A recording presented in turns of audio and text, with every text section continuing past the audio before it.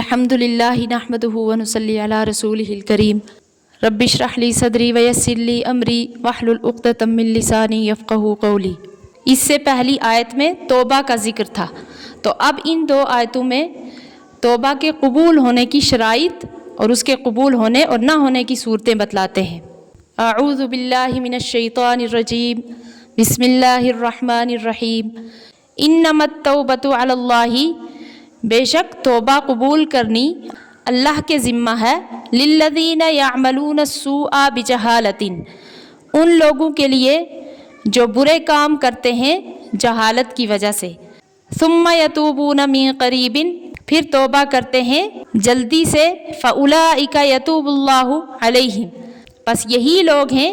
کہ اللہ ان کو معاف فرماتا ہے۔ وکان اللہ علیما حکیما،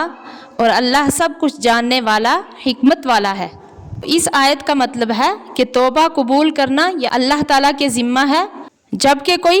حماقت سے کوئی گناہ صغیرہ ہو یا کبیرہ ہو اگر کر بیٹھے تو پھر قریب ہی وقت میں یعنی موت کے آنے سے پہلے توبہ کر لے تو ایسے شخصوں کی اللہ تعالیٰ توبہ قبول فرما لیتے ہیں۔ اور یہاں آیت میں جو جہالتن کا لفظ آیا ہے تو اس میں وہ گناہ بھی شامل ہے جو اس نے جان بوجھ کر کیا ہو یا اس نے جان بوجھ کر نہ کیا ہو، دونوں حالت میں گناہ جہالت ہی سے ہوتا ہے۔ اسی لیے صحابہ کرام رضی اللہ عنہم اور تابعین رحمۃ اللہ علیہم اور تمام امت کا اس پر اجماع ہے کہ جو شخص جان بوجھ کر کسی گناہ کا مرتکب ہو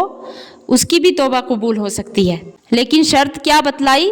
کہ قریب زمانہ میں ہی توبہ کر لے، توبہ کرنے میں دیر نہ کرے۔ تو اس میں قریب کا کیا مطلب ہے اور کتنا زمانہ قریب میں داخل ہے؟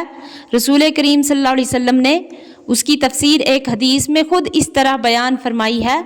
کہ ان اللہ یقبل توبۃ العبد ما لم یغرغر، حدیث کے معنی یہ ہیں کہ اللہ تعالیٰ اپنے بندے کی توبہ اس وقت تک قبول فرماتے ہیں جب تک اس پر موت اور نزع روح کا غرغرہ طاری نہ ہو جائے۔ ایک اور حدیث جو حضرت عبداللہ بن عمر رضی اللہ عنہ سے روایت ہے کہ انہوں نے رسول اللہ صلی اللہ علیہ وسلم کو یہ فرماتے ہوئے سنا ہے کہ جو بندہ مومن موت سے 1 مہینہ پہلے اپنے گناہ سے توبہ کرے یا 1 دن یا 1 گھڑی پہلے توبہ کرے تو اللہ تعالیٰ اس کی توبہ قبول فرمائیں گے، بشرطے کہ اخلاص کے ساتھ سچی توبہ کی گئی ہو۔ اور یہاں پہ جو من قریب کا لفظ آیا ہے اس کی تفسیر خود رسول اللہ صلی اللہ علیہ وسلم نے فرمائی، تو اس سے معلوم ہوا کہ انسان کی پوری عمر کا زمانہ قریب ہی میں داخل ہے، موت سے پہلے پہلے جو توبہ کر لی جائے قبول ہوگی، البتہ غرغرائے موت کے وقت کی توبہ قبول نہیں ہوگی۔ اور من قریب کا لفظ بڑھا کر اس کی طرف بھی اشارہ کر دیا گیا کہ انسان کی ساری عمر ہی ایک تھوڑا زمانہ ہے، اور موت جس کو وہ دور کا زمانہ سمجھ رہا ہے اس کے بالکل قریب ہے۔ تو اب اس آیت میں بتلایا گیا ہے کہ وہ کون سے لوگ ہیں جن کی توبہ اللہ تعالیٰ قبول نہیں فرمائیں گے۔ وَلَيْسَتِ التَّوْبَةُ لِلَّذِينَ يَعْمَلُونَ السَّيِّئَاتِ، اور ایسوں کی توبہ نہیں قبول کی جائے گی جو برے عمل کیے جاتے ہیں، حَتَّى إِذَا حَضَرَ أَحَدَهُمُ الْمَوْتُ، یہاں تک کہ جب سامنے آ جائے ان میں سے کسی کو موت، قَالَ إِنِّي تُبْتُ الْآنَ، تو وہ کہنے لگے کہ اب میں توبہ کرتا ہوں، وَلَلَّذِينَ يَمُوتُونَ وَهُمْ كُفَّارٌ، اور نہ ایسوں کی توبہ قبول کی جائے گی جو کہ کفر کی حالت میں مرتے ہیں، أُولَئِكَ أَعْتَدْنَا لَهُمْ عَذَابًا أَلِيمًا، ان کے لیے ہم نے تیار کیا ہے دردناک عذاب۔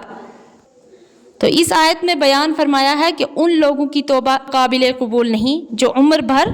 جرات کے ساتھ گناہ کرتے ہیں، اور پھر جب موت سر پر آ پہنچتی ہے اور نزع روح شروع ہوتا ہے،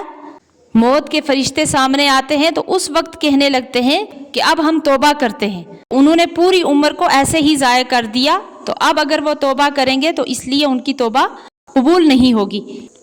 جیسے کہ فرعون اور فرعون کی آل نے غرق ہونے کے وقت پکارا کہ ہم رب موسیٰ اور ہارون پر ایمان لاتے ہیں،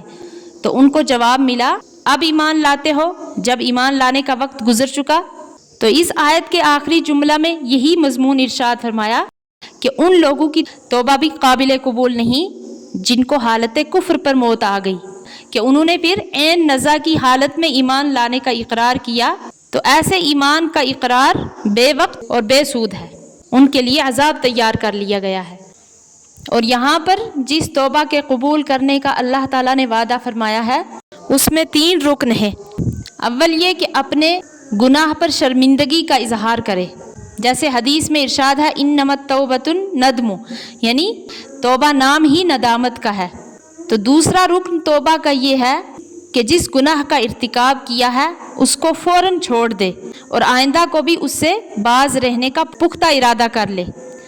تیسرا رکن یہ ہے کہ جو گناہ سرزد ہو چکا ہے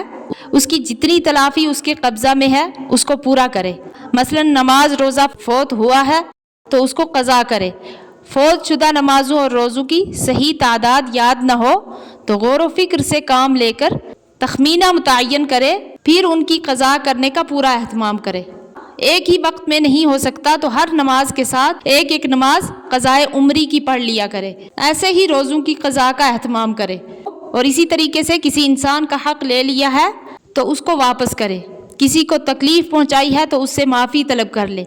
لیکن اگر اپنے کیے پر شرمندگی نہ ہو، یا شرمندگی تو ہو مگر آئندہ کے لیے اس گناہ کو نہ چھوڑے، تو یہ توبہ قبول نہیں ہوتی۔